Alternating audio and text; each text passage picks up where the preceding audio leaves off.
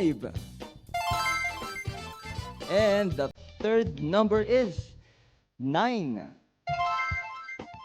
Again, our 3D Lotto win combination for the 9 p.m. draw is 9, 5, and 9 in exact order. 4 numbers, check. 3 numbers, check din. And now we're down to the final game of the night. It's time to play with your 2 lucky numbers. Let's now play the 2D Lotto game.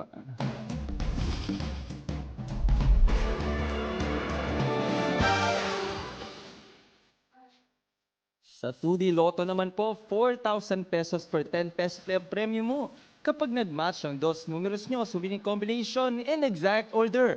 At kung nanalo by the Rambolito System Play, 2,000 pesos ang take-home prize. Reminder lang po sa lahat ng Lotto winners, you have 1 year to claim your prizes. At ito na po ang resulta ng ating 2D Lotto draw. For the first number, we have 24. And the second number is 8. Recapping tonight's 2D Lotto winning numbers, we have 24